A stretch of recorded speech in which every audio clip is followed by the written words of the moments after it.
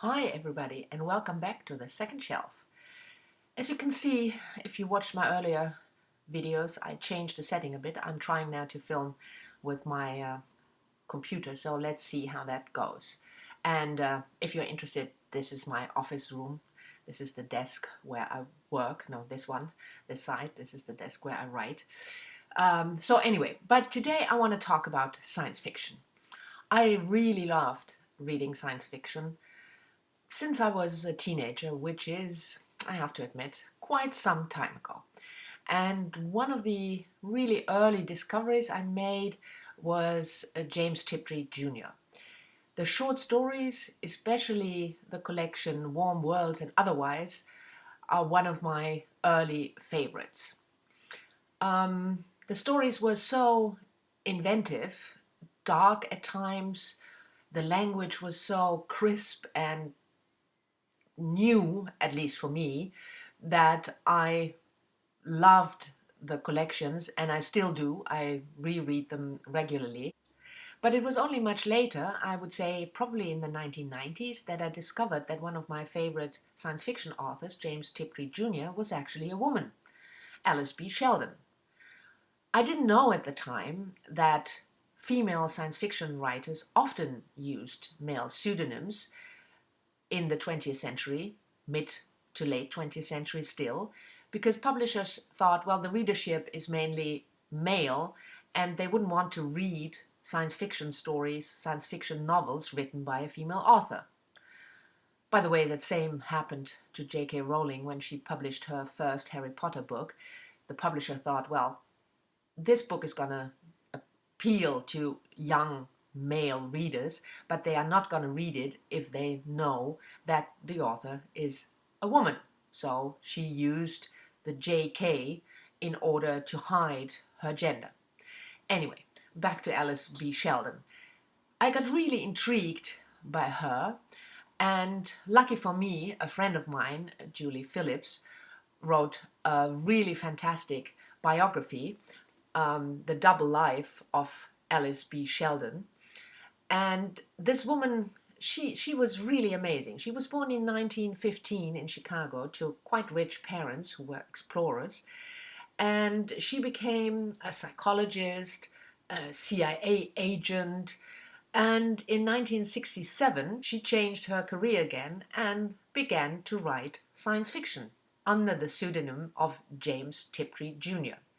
So if you're interested in science fiction writers, and especially science fiction writer that is really quite a character, I would highly recommend this biography, and I'm not saying that just because Julie is a friend of mine. Another favorite science fiction author is Ursula Le Guin. Of course, you might say. But I have to admit, I discovered her pretty late, only about 10 years ago. I have to hang my head in shame, really. And I discovered her not through reading or library or bookstore, but through watching a movie about a book club. The movie is called Jane Austen Book Club. It's a really nice movie, by the way, if you like Jane Austen novels and if you're into a feel-good movie. But in the movie, one of the characters participates in the book club is an Ursula Le Guin fan, and he gets to read his love interest, Ursula Le Guin novels. So I started to read Ursula Le Guin only after I saw the movie. Again, shame on me. Two of my favorite books of her, which I can recommend, especially if you haven't read Ursula Le Guin yet, is The Left Hand of Darkness, which is sort of a different take on gender and mixing science fiction with actual social issues. And my second favorite is a trilogy, The Annals of the Western Shore. I especially love the first book in the series, Gifts, which is well, a sort of a coming-of-age story, but then set in a science fiction world. And it explores the question, how do you deal with your special powers? How do you deal with the fact that you might be different? And the world building is really, really beautiful. So Gifts is another recommendation. Certainly, if you want to read more of Ursula Le Guin, The Annals of the Western Shore is a really good place to start. And the third author I want to talk to you about is Octavia Butler. And again, I have to hang my head in shame because I discovered Octavia Butler only very recently.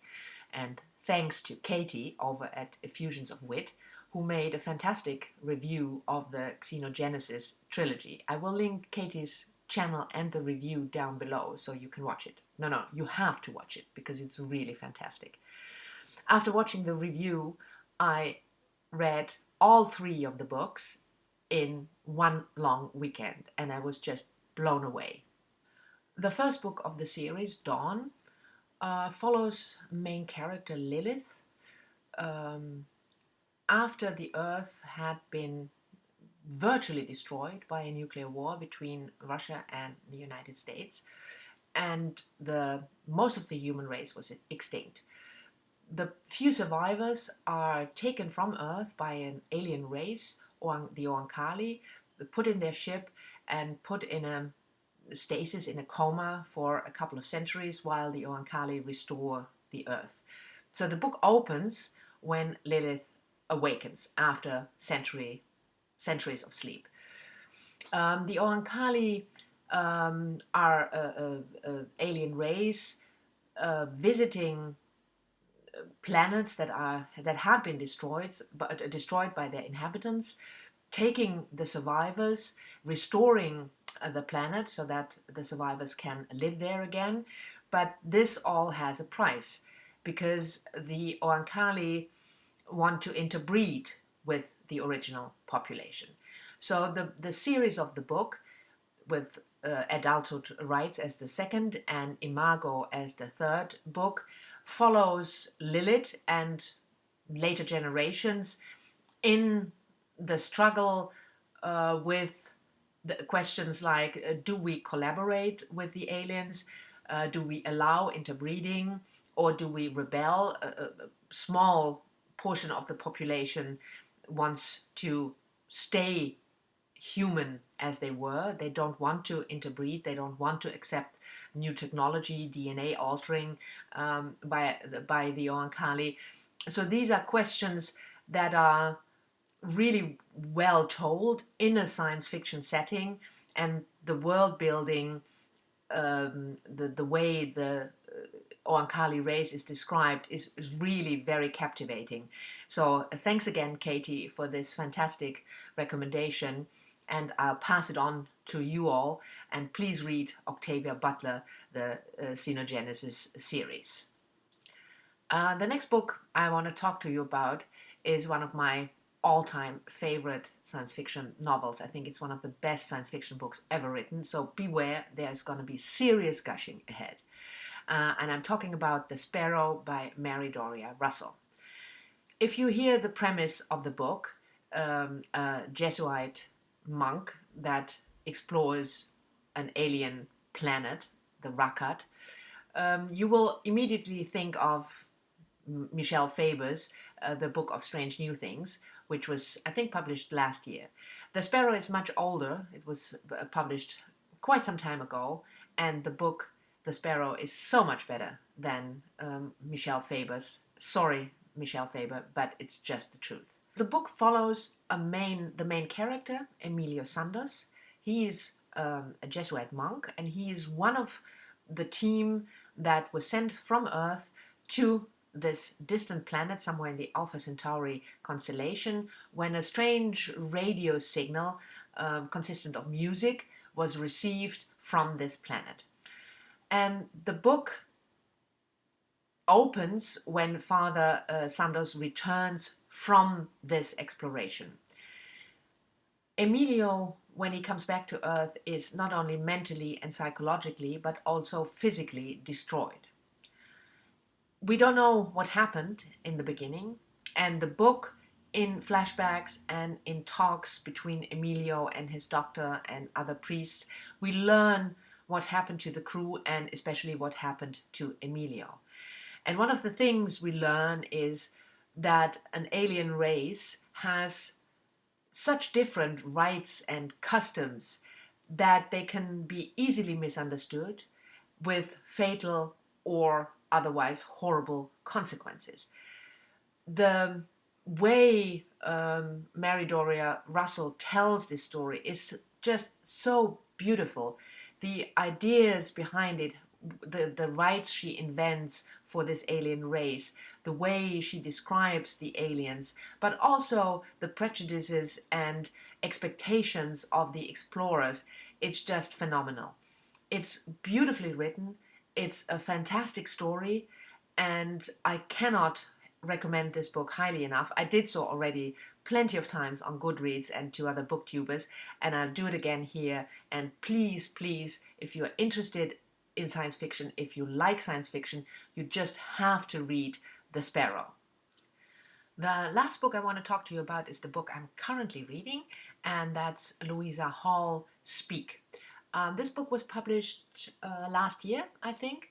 I'm about halfway through, and so far I really love it. The premise of the book is that there is an artificial intelligence that has memories from various backgrounds. So there is a young woman who is traveling from England to the United States in the 17th century. There's Alan Turing. There is the inventor of the alien, of the artificial intelligence, and they all are stored. Their stories are all stored in the memory of this artificial intelligence. I think this book could well be one of my new favorites, and I'm really interested if any of you have read it or plan to read it, because I'm interested in discussing it with you. But so far, I really like it. Well, that was it for today. I hope you enjoyed the video, and I also hope that I will see you all next time in my next video. And please leave comments and questions down below, because I really like to discuss books with you guys. Bye bye.